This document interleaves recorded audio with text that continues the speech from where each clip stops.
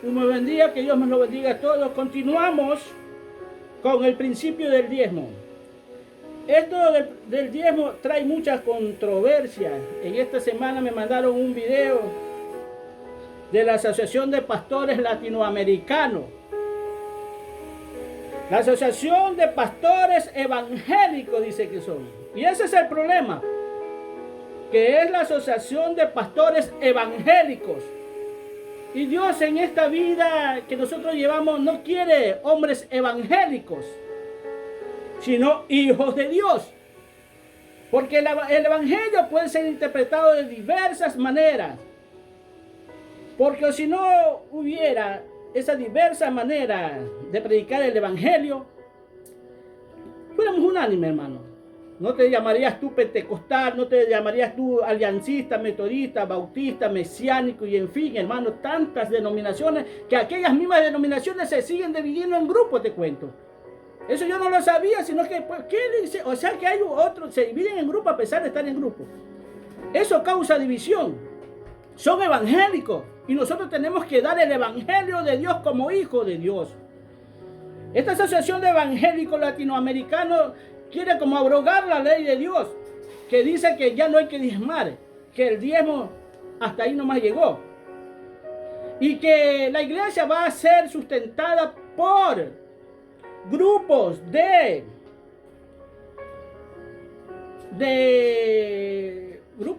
denominaciones no gubernamentales y filántropos. Entre estos lo vi a de las computadoras, al Bill Gates, creo que se llama este hombre. Perdóname que me trabo en muchas palabras porque no comúnmente estoy acostumbrado a decir estas palabras. Pero lo importante de todo esto es lo que ellos digan. Si es importante, si nos ayuda. Primeramente le digo que cuando pusieron un poco de nombres ahí, vi un poco de nombres, por ejemplo, a Dante Gebel. Sabemos quién es Dante Gebel. Si tú estás verdaderamente sumergido en Cristo, tú vas a saber quién es Dante Gebel. Si tú estás sumergido en Cristo, tú vas a saber quién verdaderamente es Cas Luna. Si tú estás sumergido en Cristo, vas a saber quién es Jesús Adrián Romero. Si tú estás sumergido en Cristo, vas a ver quién realmente es Michael Witt. ¿Quién es Alex Campos? Y otros ahí que nombraban. Pero eran estas clases de personas que tienen un evangelio diferente, hermano. Que yo no le podría llamar ni cristiano. Porque yo los he escuchado hablar a ellos, hermano. Los escucho hablar. Más que todo a este ministro que ahora se dice pastor, que era salmista, ahora es pastor. Jesús Adrián Romero. Que solamente yo cuando le escuchaba cantar decía, este es un artista. Y la gente me dice, ay, pero ¿por qué eres así tú? Ese es un artista, le digo. Solo lo escucho cantar y después le saca canciones a la hija, después le saca canciones a la esposa. Digo, es un artista, le digo. Hoy está en el mundo, que habla cosas incoherentes con referente a la fe, a las cosas de Dios. Michael Witt, un día lo escuché decir, es que yo tengo que probar otros caminos, dice. O sea, te cansaste del camino de Cristo y se fue al catolicismo. Lo mismo Jesús Adrián Romero, más parece católico que evangélico, porque Dios es amor. Y en fin, hermano, y quiere que la iglesia sea sustentada por esta clase de hombres que hacen sumamente daño a la iglesia. Gente del mundo, hermano. El evangelio es de Dios y el diezmo también es de Dios. Dios no vino a abrogar en ningún momento cosas como esta, o si no, Cristo cuando estaba aquí lo hubiese dicho. Así como cuando dijo que ya no hay divorcio. Así como cuando dijo, viste que fue dicho ojo por ojo, pues ya no hay. No lo veo a Cristo que diga. Oíste que fue dicho tienes que diezmar, pues ya no vas a diezmar. No lo escucho, ni al apóstol Pablo. Vamos a hablar de cosas del apóstol Pablo que hablan aquí, pero vamos a ver por qué lo habla Pablo. Y son gente que hablan de esto, que dice que hay que diezmar conforme a tu corazón. Conforme, o sea, pero vamos a ver por qué lo dice Pablo. ¿A qué se refiere Pablo? Parece que no han escudriñado las escrituras, hermano. Parece que están por encimita nomás. Y habla de acuerdo a lo que ven por encima, pero no profundizan. Que tenemos que dar conforme a nuestro, sí, es verdad que, pero vamos a ver por qué lo dice. Ahora, hermano, bien, ¿tú crees que está bien que la iglesia sea sustentada por este grupo de filántropos y gente como esta? Pero si así fueran las cosas, la Biblia me dice otra cosa. Por ejemplo, si tú te vas a Job, en el capítulo 1, habla de cómo él hacía holocausto por los hijos, ofrendaba por los hijos todos los días. Pero cuando vino la prueba, donde Dios permitió que Job sea aprobado, mataron a todos los hijos, hermano. ¿De qué sirvió el holocausto y la ofrenda que hacía un siervo de Dios hacia su hijo? No estoy hablando de alguien del mundo, de un siervo de Dios hacia su hijo. ¿Tú crees que eso está bien? Que vamos a ver también cuando David pecó contra Dios, o sea, en el sentido de que hizo un censo en el pueblo y Dios no se lo había pedido. Y Dios le dice, ¿qué quiere? Ser perseguido por los hombres 7 días, que venga una epidemia o mi mano en ti. Y él dice, claro, dice, yo para estar en manos de los hombres, yo prefiero estar en tu mano porque tú eres más misericordioso que los hombres. Los hombres me van a hacer pedazos. Y él prefiere. Pero la Biblia me habla de un hombre llamado Arauma que le dijo a David, después de que él pidió, y Dios le pidió que alce un altar, que levante un altar, y le dio las indicaciones dónde tenía que alzarlo, y se va en este siervo de Dios que se llama Arauma, y le dice lo siguiente él. Arauma le dijo a David, toma y ofrezca a mi señor el rey lo que bien le parezca. He aquí bueyes para el holocausto, y los trillos, y los yugos, y los bueyes para la leña. Todo esto, oh rey, y Arauma lo da al rey. Luego dijo Arauma al rey, Jehová tu Dios te sea propicio. El 24 dice aquí, estamos en 2 de Samuel 24 ahorita.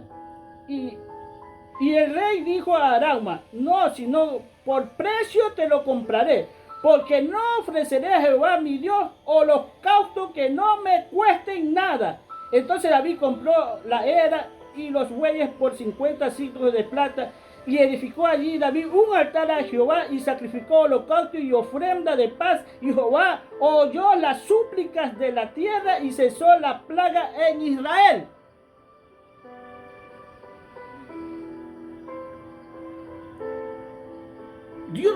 David no lo permitió, hermano. Es porque yo digo, ¿cómo es posible? Es verdad que Dios usa gente del mundo para ser bendecido, pero será en el momento.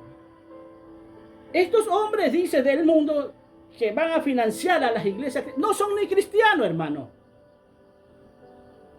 ¿Y por qué tú tienes que recibir algo que te corresponde a ti en agradecimiento de Dios por lo que Dios hizo contigo? Mira, me voy a adelantar un poquito a esto porque esto lo iba a contar después, iba a hablar después. Pero vamos a irnos ahorita, porque muchos dicen, siempre meten el versículo de Abraham cuando diezmó a Melquisedec. Tú sabes dónde voy, Génesis 14, 18. Génesis 14, 18. Era cuando Abraham vino de la derrota de aquellos reyes que se habían llevado a su hijo, a su hijo, claro, su hijo adoptivo, porque era un hijo adoptivo, él lo había criado. Y después de la derrota, los había derrotado, se le aparecieron 2 seres, el rey de Sodoma y otro rey, Melquisedec. Entonces dice el 18, entonces Melquisedec, rey de Salem y sacerdote del Dios Altísimo, sacó pan y vino y le dijo, diciendo, bendito sea Abraham del Dios Altísimo, creador del cielo y la tierra, y bendito sea el Dios Altísimo que entregó en tus manos a tus enemigos en tu mano, y le dio a Abraham los diezmos de todo. Ahora, ¿qué tiene que ver? Mucho, fíjate hermano, a veces esta gente dice que no es de, eso no se habla, porque la Biblia no vuelve a hablar de los diezmos, porque Jacob prometió a Dios y no diezmó. Hermano, ¿tú crees que Jacob no diezmó porque la Biblia no lo dice? La Biblia no dice muchas cosas, pero tú tienes que saber que lo dice. ¿Por qué tú tienes que saber que lo dice? Porque a Jacob iba a ser ejemplo para las naciones, iba a ser ejemplo para Israel. Y Jacob tiene que haber diezmado, no porque no lo dice la Biblia, no diezmó. ¿A quién diezmó? Yo no sé. ¿Quién sabe si Abraham continuamente diezmó? Ahora bien, hermano, dice que le sale Melquisedec y le da a Abraham pan y vino. ¿Qué representa para ti el pan y el vino? ¿Ah? El pan y el vino representa el cuerpo y la sangre de Cristo. Eso lo vemos en los evangelios, que el apóstol Pablo también habla de la cena del Señor. Entonces, ¿qué le estaba dando en esos momentos? La sangre y el cuerpo de Cristo. E inmediatamente diezmó. Y recordemos que, por eso yo me voy a adelantar, porque yo quería ir más detalladamente con esto, hablarlo después. Solo que escucho estas cosas y porque la gente se va a cansar, tal vez dice, ya va a hablar otro, todavía sigue con eso, con los diezmos. Porque la gente no tiene paciencia para escuchar, hermano. Pero me adelanto diciéndote que el pan y vino representa a Cristo. El pan y vino representa la muerte y el sacrificio de Jesús en la cruz. Y entonces, ¿qué representa el diezmo para ti? El diezmo representa un agradecimiento por lo que Cristo hizo por ti en la cruz. Eso no lo ve en la iglesia. Pero mira, dice que eso no es de la ley. Pero te digo una cosa, la fe no es de la ley. Y creyó Abraham a Dios y le fue contado por justicia. O sea, por la fe. Entonces, y no estaba en la ley. Y cuántas cosas que vemos en el tiempo de Abraham que no están en la ley, que era para esos tiempos. Si tú te pones a analizar, todos salimos de Abraham. O todos salimos de Adán, porque Adán salió Abraham salió de Adán mismo. Somos descendientes de él. Por eso que el pecado de nosotros no nos sigue solamente en el tiempo de Abraham, sino desde el tiempo de Adán. Donde nuestros genes tienen que ser regenerados. Donde te domina un solo gen, que es la sangre de Cristo en tu vida. En pocas palabras te digo así, que cuando tú diezmas estás agradeciéndole, si reconoces lo que Jesús hizo por ti en la cruz. Ahora bien, hermano, estos pastores dicen ellos, que todos de aquí en adelante van a coger todo lo que han ganado el diezmo, se lo van a repartir a los pobres. Todos se lo van a repartir. Ah, sí, mientras tanto, ¿cuánta gente incluso de tu propia iglesia murieron de hambre? Y mientras decide hacer eso, ahora, ¿darás todo? Porque la Biblia me enseña eso. Es que yo quiero hablar todo esto porque yo no quiero improvisar aquí como muchos improvisan hablando de Dios, hermano. Porque vamos a ver unas cosas interesantes que hay en la Biblia que ni yo había visto. Solo que me meto en Dios, le pido a Dios. Pero eso es uno de los principios fundamentales de por qué se tiene que diezmar. Ahora bien, hermano, cuando tú diezmas $10, por decir, perdón, vamos a hacerlo menos. Cuando tú te ganas $10, se supone que tienes que dar el diezmo de ahí, de esos $10. Y tú coges tus $10 y dices, voy a dar el diezmo, que es $1. Ay, no es mucho, $1. Me quedo con 9, pues. 9 me quedan. Pero imagínate que la cantidad... Y tú no ves ahí el dolor. Tú no lo ves. Pero cuando tú ya no son $10, sino son $500, que tienes que llevar, son $50. Si tú eres un cristiano, a tú no te va a doler. ¿Sabes quién le va a doler? A gente que no es que no predica el evangelio, que no habla de Dios, que no, el mundo. ¿A quién le va a doler? A la gente del evangelio que hoy en día hablan que el diezmo ya no es. Y si fíjate, estos hombres que dicen que son de Dios, aquí hay que ser, aquí no, yo no busco ser evangélico, yo busco ser un hijo original de Dios. Aquí no hay la agrupación de pastores evangélicos, aquí hay siervos de Dios, hijos de Dios. Los pastores fraudulentos, comprados, que no saben nada de las cosas grandes y ocultas de Dios. Si supieras que el diezmo viene de arriba, empieza arriba todo. Por eso le digo, no me quiero adelantar. Ya son $500, ya es más, pues $50, hermano, que tienes que diezmar. Tal vez a tú no te duela porque reconoces.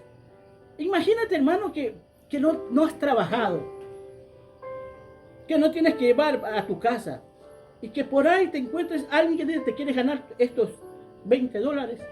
Sí, en el día te ganas $20, sí. Pero tú no tenías nada en el momento. Estaba cero. No tenías que llevar un sustento a tu casa. Pero se te acerca alguien y te dice, de parte de Dios, ven a trabajar, te ganas estos $20. Y vas. Tú como buen cristiano, $20 que yo ni contaba y tengo que dar el diezmo. Toma esos $2. ¿Verdad que ahí no duele, hermano? Pero cuando sean cantidades exorbitantes de $1,000, ya serían 100. Va a haber gente que sufre, y más que todo, y es que la gente va a sufrir, ¿sabes por qué? Porque va a haber que no solo tú diezmas, sino que los demás diezman. Y comienza la suma y la multiplicación y dicen, ¡wow! ¿Cuánto se llevó ese ministro de Dios solo en diezmo en este mes? Vamos a suponer que se llevó $3,000. Vamos a suponer. ¿Es de él? Es de él. En él está. ¿Qué hace con los $3,000? Porque yo, por decir, yo con 500 más o menos me siento tranquilo. Con los 2,000 y pico, ¿qué hago? Tal vez tengo necesidad de prueba, bueno, te van a quedar 2,000. ¿Qué? Mira, la Biblia, la justicia de Dios está en el amor de Dios. La justicia de Dios incluso está en ayudar al pobre. ¿Sabes que vi eso en las Escrituras? Que justicia está en ayudar y dar limosna, porque a los pobres se le da limosna. Aprendí eso en la Biblia ahorita. Se le da limosna y dar limosna a los pobres. Vamos a ver todo eso en la Biblia, hermano. Y cuando tú estás haciendo eso, la Biblia me enseña, me muestra que es parte de tu justicia, porque estás en el camino de justicia. Mas estos hombres que un día dicen que lo van a hacer, yo no sé si lo van a hacer efectivamente. Ellos dicen, yo no creo que se despoje de sus $100 millones y se queden con 1 millón. Lo suficiente para vivir ellos, no creo. Porque muchos pasan los 40, los 30, los 20 millones. No creo que se despojen. El que tiene 30 no creo que se despoje de 29 millones y medio para quedarse con... Va a ser difícil, hermano. Pero la Biblia me muestra eso, que tenemos que hacer eso. Y vamos a ver esto.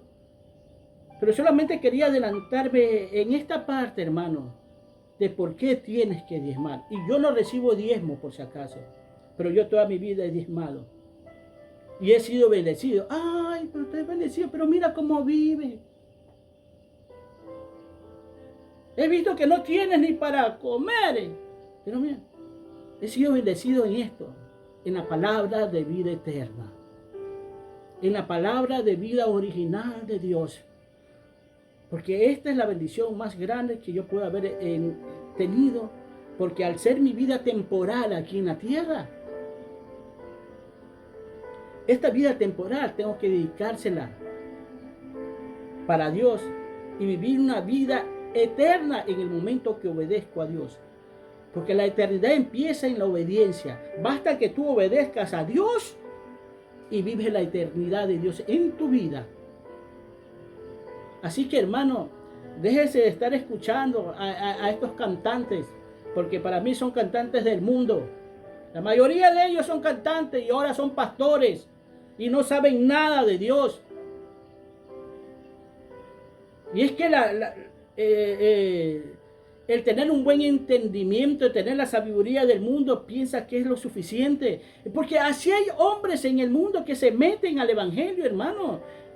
Tienen sabiduría del mundo, tienen entendimiento en el mundo y lo aplican. Ahí tú lo ves a este de Estados Unidos, Justin, que tienen una mega iglesia. Habla bonito, pero conforme a la humanidad, conforme endulzándole los ojos. A veces no coge ni versículos bíblicos. Él se jacta incluso que él no vive de los diezmos y las ofrendas de la iglesia, que él vive de los libros que él ha escrito y que ha dejado. Pero ¿quién te da la inteligencia? ¿Quién te da la sabiduría? Es Dios. Y tú, la Biblia me enseña que yo tengo que compartir todo eso con la gente. Dar el diezmo no es malo, y el diezmo no es porque el evangelio se está vendiendo o es una paga que tú le das, es de Dios. Porque el ministro que está ahí, Dios lo llama 24/7 para que se dedique a él. Así como tu cantante se dedica 24/7 a cantarte, a hacer música, a buscar cómo hacer música. Así como los futbolistas se dedican a hacer fútbol, a jugar fútbol, a pensar en el fútbol. Y apuesto que ellos no piensan 24/7 porque el futbolista no siempre está pensando en el fútbol.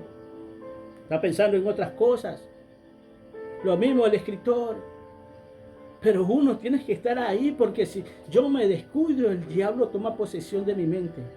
Eso me enseña la Biblia. Porque yo no puedo tener mi mente desocupada. Porque el tener desocupada la mente es estar pensando en las cosas del mundo. ¿Sí? Tú desocupas para que ocupe otro el lugar de tu mente.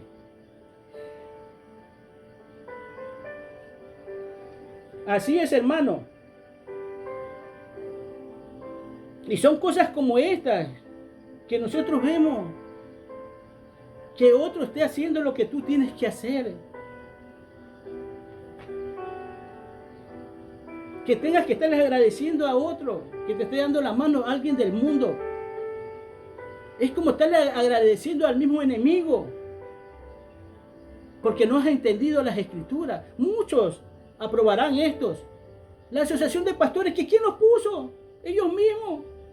Prácticamente abrogan una ley de Dios. Cuando Jesús dice, yo no he venido a abrogar la ley, están abrogando una ley. Ay, es que ponen como el pretexto, es que ya no somos levitas. Pero por eso te muestra Melquisedec que estaba antes de la ley. Por eso te lo muestra. Porque la fe que tenemos nosotros es la fe de Abraham. Y la fe de Abraham es antes de la ley. El divorcio había sido aprobado por Moisés, por el duro corazón, pero dice Jesús, ya no. Porque así no era antes, porque era antes de la ley. Dos se hacían uno. Los dos tienen que formar una sola carne. No hay divorcio para Dios. Pero todo esto comienzan a acomodar ellos como mejor quieren, como mejor les gusta. Hermano, escuchen a estos siervos de Dios, métanse al YouTube. Y no es que yo estoy ahí perenne escuchándolos a ellos. No, porque yo mucho que le dedico a escuchar a esta gente así son una media hora, una hora. Y veo en qué se encuentran y qué es lo que hablan. Muchas iglesias criticándolo. Y es que nosotros tenemos que estar en ese nuevo pacto. Vamos a abrir nuestra Biblia en Hebreo 8. Estamos. Del 10 al 12. Amén. Dice así. Por lo cual, este es el pacto que haré con la casa de Israel.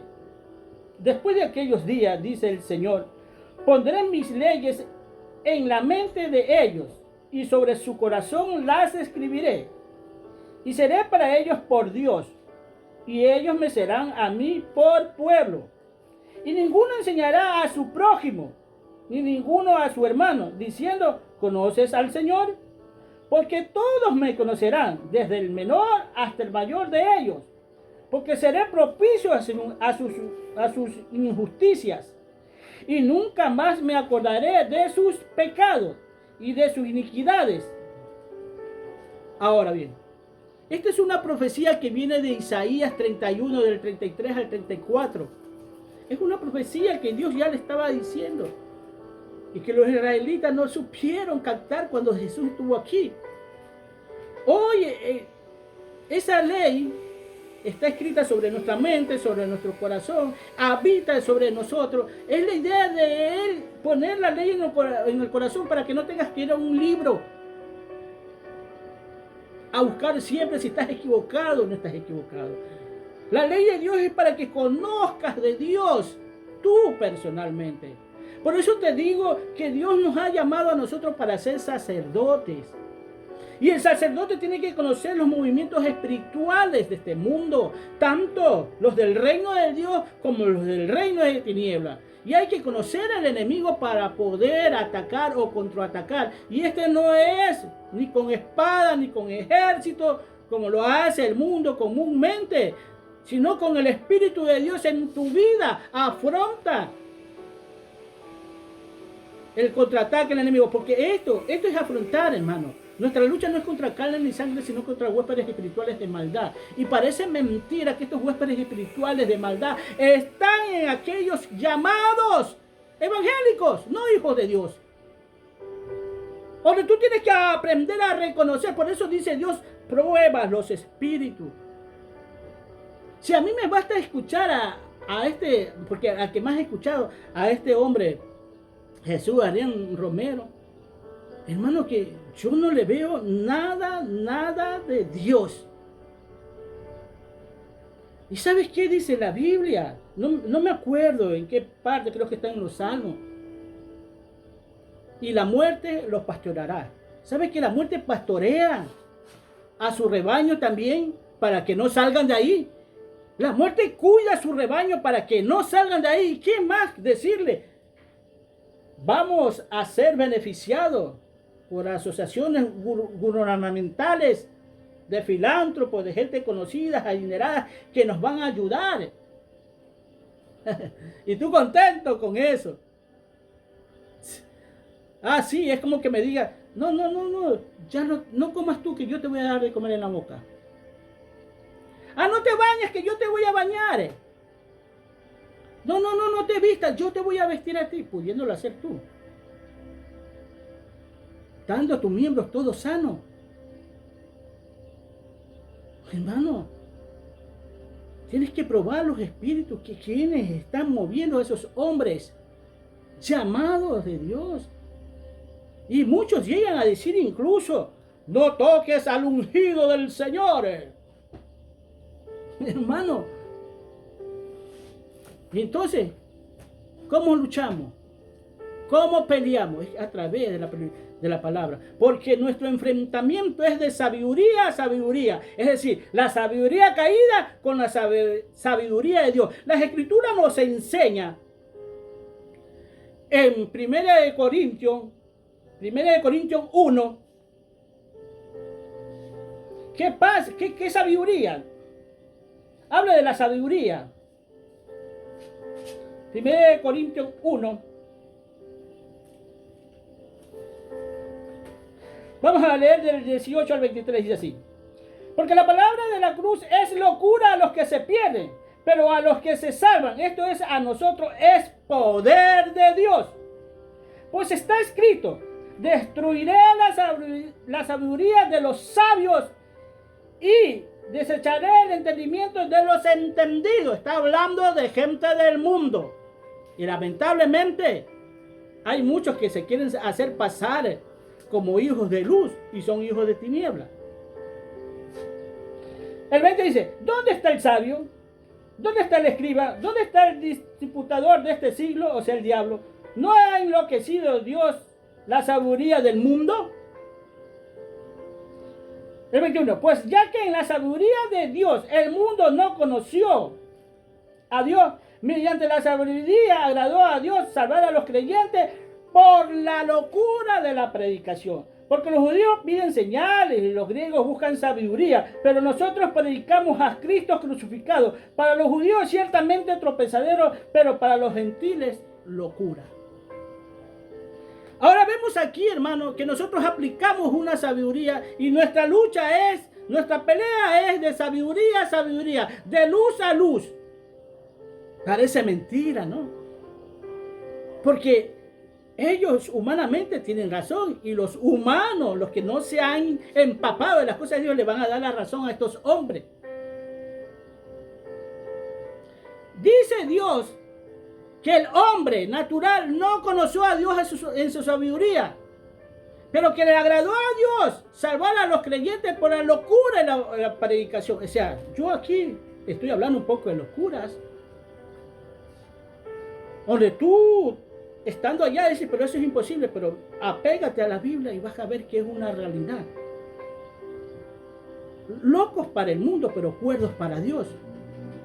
Dios nos llama, ya que nos llama locos, no por llamarnos locos, porque el mundo nos califica como locos. A Pablo lo calificaron como loco, pero sin embargo nosotros leemos con entusiasmo aquellas cartas paulinas. ¿Ah? Es de luz a luz. Esa luz caída, esa sabiduría es luz. La sabiduría es la que te abre el entendimiento. Por eso Dios dice, y no solamente eso, tú sigues leyendo esto. Hermano, y dice Dios que coge lo necio, a los desechados, a los que ya no valen para nada. A las escorias, Pablo dice, ya me tienen como escoria. A nosotros los apóstoles, a lo último. O sea, ya Pablo siendo apóstol dice que lo tienen como lo último. A nosotros Dios nos llama siendo de lo último, para callar a los sabios, a los entendidos, para decirse, ¿cómo es posible que este hable así? Tú me escuchaste hablar ahorita que a veces hay palabras que ni las puedo pronunciar porque no es común en mi vida pronunciarlas. Pero eso no me quita la verdad de Dios en mi vida. Eso no quita que lo que yo estoy diciendo sea verdad. Tú puedes ser muy entendido, muy sabio allá donde te encuentras. Puedes ser halagado incluso por la gente que está a tu alrededor. Decirte, oye, tú sí sabes, ¿no? Tú sí entiendes, ¿no? Tú consultes y tú te sientes bien hinchado. Y tú dirás, no, es que no, por dentro sí. Te sientes así, hinchado. ¿Y sabes qué? Es cuando tú menos quieres saber de Dios. Porque más busca esa gloria, ese halago del hombre. Que te halague Dios, que te glorifique Dios por el buen desempeño como cristianos que tienes. Pero allá en el mundo tú estás. Conozco muchos siervos de Dios, sí, que tienen un entendimiento del mundo, que tienen una sabiduría del mundo, que tienen una retentiva en el mundo, que yo digo, Señor, si eso lo aplicaran para Dios, imagínate qué clase de siervo de Dios vas a hacer, pero que lo apliques, porque hay siervos de Dios que no lo aplican, que yo lo veo, hermano, que tienen esa retentiva tan envidiable, te puedo decir, que no es bueno la envidia. Yo digo, serían buenos siervos, pero lamentablemente andan equivocados igual. Están en el evangelio, pero están equivocados. En el mundo hay gente así, pero que están equivocados. Nosotros no podemos coger. Hay gente del mundo incluso que se da cuenta, hermano. Cuando estaba en aquella iglesia que yo me congregaba, llamaron a un poco de empresario para que le enseñe estrategias de marketing para la iglesia. Y fíjate, las cosas del mundo, empresarios, para que digan cómo es que ellos progresen, salen adelante para ver si la aplican en la iglesia. Y este hombre, siendo del mundo, yo lo escuché clarito ahí que dijo, yo no estoy de acuerdo con esto que hacen ellos. Esto es una iglesia. Ese hombre era del mundo. Pero ya igual nos explicó ahí que a mí no se me quedó nada. Le digo la verdad, no me interesó. No me interesó. Pero eso hicieron, eso mismo están haciendo, hermano. Y muchos lo verán bien. Aplica la sabiduría. En la sabiduría de Dios el mundo no lo conoce. A tú que tienes mucho entendimiento, mucha sabiduría en el mundo, tú la sabiduría de Dios no la conoces. Porque si tú conocieras la sabiduría de Dios, estuvieras aquí predicando, ¿sabes? Porque Dios utilizará todo ese conocimiento, porque es bueno tener cosas del mundo para hablar de Él, no para aplicarlo, sino para no hacerlo. Como anécdotas del mundo, como testimonios, sí. Pero después te vas a sentir bien en saber que vives bajo la sabiduría de Dios.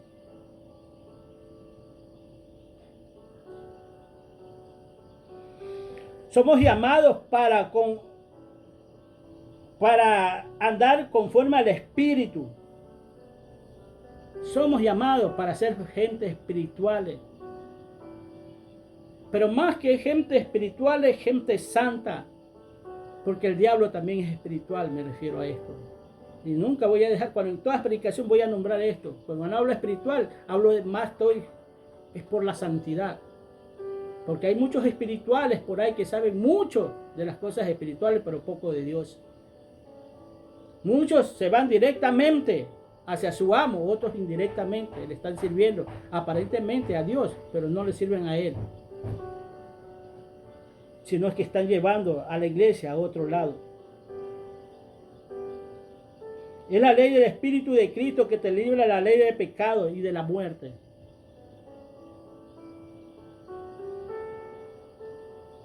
Vamos a abrir nuestra Biblia en Romanos 10,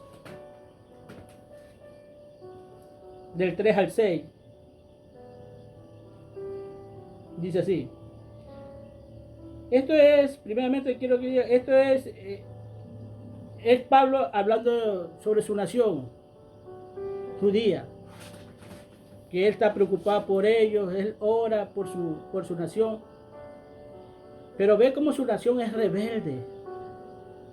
Si tú lees desde el capítulo 9, del 30 al 33, de ahí del 10, del 1 al 21, vas a entender todo esto, pero es Pablo hablándole. Y dice así: porque ignoráis la justicia de Dios y procuráis establecer la suya propia. Fíjate, hablándole a los judíos, pero es que yo te hablo así porque así se está portando la iglesia igual. Están estableciendo la suya propia. Vuelvo y repito, porque ignorando la justicia de Dios y procuran establecer la suya propia, no se han sujetado a la justicia de Dios.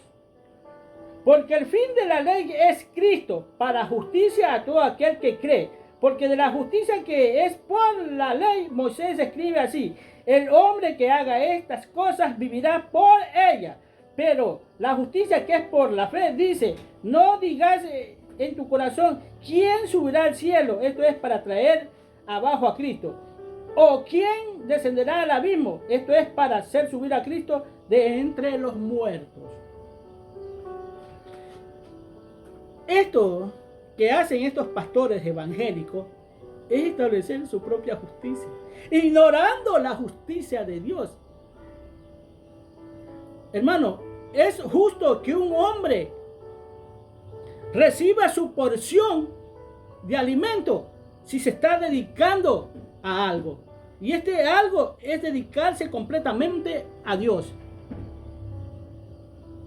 Y que tiene que ser la gente que está ahí en agradecimiento a Cristo quienes tienen que dar ese. El diezmo no es de ellos. Hay gente que dice, mi diezmo. No, ese diezmo no es tuyo. Es de Dios. Y es que ahí en ese, solo te cogí por encimita, porque todavía no llego. a donde quiero llegar, solo por encimita, Génesis 14, está por encimita nomás. Y había falta ahondar más ahí. En esos 4 o 3 versículos que están ahí, falta ahondar. Y después irnos a Hebreos 7, del 1 al 12. Y hay mucho más allá. Pero la gente no ve más allá, que tiene los puestos con los ojos aquí en la tierra nomás, hermano. Y no los quieren despegar. No hace falta que digas tú, vamos a traer a Cristo de allá arriba, hazlo descender, o hazlo ascender que está allá abajo, para buscar la ley. No, la ley está en tu corazón, está en tu mente.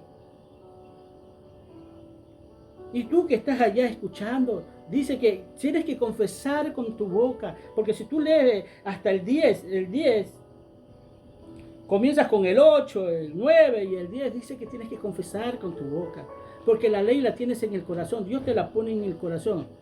Que confesares con tu boca que Jesús es el Señor, entonces serás salvo, porque con la boca se confiesa para salvación.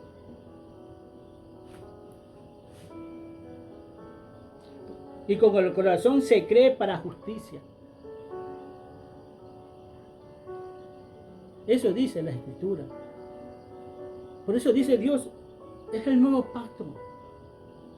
Mira la circuncisión también. Él dice, eso es de la ley. No, la circuncisión es antes de la ley. Abraham y sus hijos y todos los siervos que están lo hicieron. Ya cuando Abraham tenía como 100 años. Ahora Dios habla de una circuncisión en nuestras vidas, que te tiene que circuncidar tu corazón. Te tiene que marcar como propiedad de Dios, circuncidado para Dios. Y eso es antes de la ley también. Pero lo que le conviene coger antes de la ley, eso sí. Muchos los cogieron incluso para beneficiarse. Muchos cogen este versículo, ese capítulo de Génesis 14 para beneficiarse ellos y hablar y decir, la Biblia dice, es ante la ley.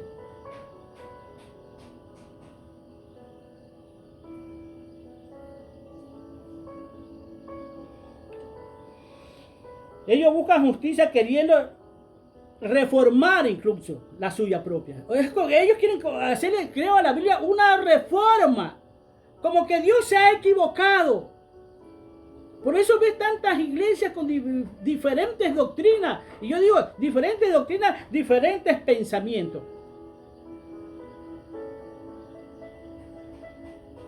Si por ejemplo, yo tuviera hace 100 años, hubiera sido pastor y me dijeran que iba a haber iglesias de lesbianas y homosexuales, yo dije, eso es imposible. Yo no creo que la iglesia diga eso. Porque fíjate hasta dónde han llegado estas iglesias así que piensan que Dios, como Dios es amor, pero la Biblia dice que no, que ellos no heredan el reino de los cielos. Esto te estoy diciendo porque abrogan leyes de Dios para poner la suya propia. Hermano, la ley de Dios es tan necesario, hermano, como el sol para nuestra vida, como la lluvia, como las estrellas, como la luna. Es tan necesaria en nuestra vida la ley de Dios. Y nosotros no podemos hacerles reforma o ponerle otra ley al sol, a la luna, a las estrellas, a la lluvia. Tú no puedes hacer eso. Tú no puedes sacar el sol de ahí porque ahí no lo ves bien y ponerlo en otro lado. Pues así mismo es la ley de Dios. Tú no la puedes abrogar por tus propios gustos, por tu propia conveniencia o por congraciarte con la gente que tienes a tu alrededor. No puedes hacer eso. Dice las Escrituras que el fin de la ley es Cristo. El fin de toda la ley, porque faltaba. Cuando vino Cristo cumplió la ley y era el fin de la ley. Y ese fin de la ley tiene el principio de la misma, y ese fin de la ley y el principio de la ley tiene que vivir en tu corazón, en tu vida. Donde tú tienes que decir, ya no vivo yo, Cristo vive en mí.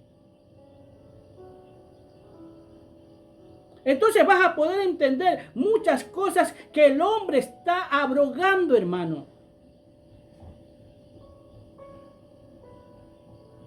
La iglesia no se basa en la multitud que se tiene. Porque muchos piensan que es la multitud. Por lo más grande, más Dios se manifiesta ahí. Muchos llegan a decir, donde hay 2 o 3 congregados en mi nombre, ahí estoy, congregado en mi nombre, en mi autoridad, haciendo lo que yo le digo. Donde hay 2 o 3 que temen de mí, ahí estoy yo. Pero muchos cogen ese versículo todo, donde hay 2 o 3 congregados en mi nombre, ahí estoy yo. Pero aquí no hay 2 ni 3, hay 1000, 2000, 3000, 4000, ¿no? Hermano, yo te pregunto, en el tiempo de Noé, ¿no habrán habido mucha gente que hablaba de Dios? Tal vez hasta predicar. Tienen que haber habido, pero lo hacían a su manera. Pero sin embargo, cuando Dios decide ya acabar, solo a uno vio. Solo a uno. A pesar que se salvaron 8, Él vio solo a uno. Y por amor a ese uno, se salvaron 7 más. Pero era uno solo. Y se pierde un mundo entero por un solo hombre. La Biblia nos enseña que a través de la obediencia de Noé, Él condenó a ese mundo. Por obedecerlo. A Dios. Y es que eso hace la obediencia aquí. Dios viendo a su pueblo. Muchas veces humillado, maltratado, ultrajado, perseguido, muertos. Disfrutando de la muerte de ellos. Dios tiene que venir, hermano, y sacar a su pueblo. Pero esta vez ya no quiere sacar a uno. No quiere sacar a los 8 que sacó. No quiere sacar a los 3 que sacó de Sodoma y Gomorra. También una ciudad entera. Varias ciudades enteras. Solo 3, hermano. ¿Te puedes imaginar 3? Podríamos decir que Enoc no ganó a nadie. Podríamos decir que Lot no ganó a nadie. Porque nadie se merecía ser salvo ahí. A pesar que Lot les predicaba, a pesar que Noé les predicó, 120 años después que Dios le dijo, vendrá un diluvio, prepárame esto. Y hacer ese arca le costó 120 años a Noé, con los hijos. Eso sí, los hijos le estaban ayudando. ¿Por qué digo los hijos? Porque muchos, ¿sabes qué pasa? Que dicen que unos seres extraños parecen demonios como de piedra, salen una película que les ayuda. Fíjate, y la gente a veces se cree estas cositas. Tú dirás, no, la gente se lo cree. Es fácil de engañar. El fin de la ley es Cristo, hermano. En Romanos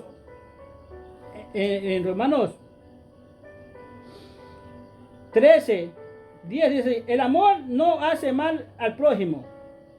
Así que el cumplimiento de la ley es el amor. Es tu justicia. Tú quieres que la ley se cumpla en ti. Entonces ama.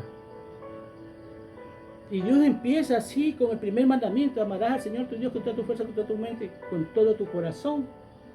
Y comienza a decir, y a tu prójimo como a ti mismo. Por eso en el 8 dice, el 13 dice lo siguiente: no debáis a nadie nada, sino que amaros los unos a los otros, porque el que ama al prójimo ha cumplido la ley.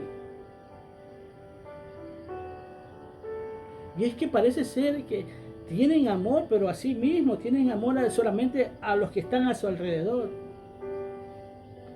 Hay mucha gente necesitada, hermano, y la justicia de Dios no es empleada como verdaderamente se tiene que emplear. La gente se pierde, coge diversos caminos. La gente sale de congregaciones para buscar nuevas palabras y otras, porque ve que está aquel ministro, está, como se dice acá, están chuecos.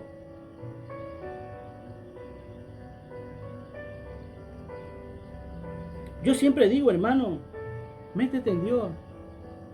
Métete en Dios. No permitas que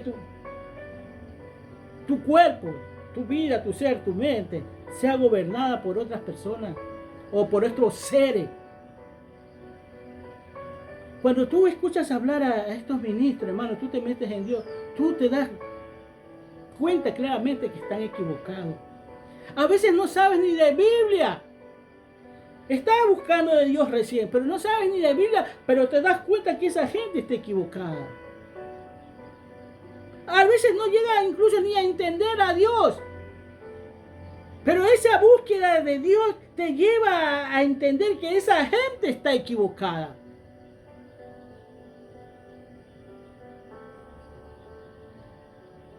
Si tú quieres estar verdaderamente en el camino de justicia, en el camino de vida eterna, busca de Dios. No busques religiones, no busques denominaciones, busca obedecerle a Dios. Estamos llegando, ya es hora, y siento, hermano, porque la próxima semana voy a hablar de las ofrendas de generosidad que hacen, y que muchas de estas cosas que quiero hablar ya la otra semana han sido malentendida por el pueblo de Dios, por los grandes siervos de Dios que no han escudriñado bien las escrituras, de que, como dije antes, de que por qué Pablo habla así, por qué Pablo tiene que decir esa, que dé conforme a su corazón. ¿Por qué lo dice Pablo?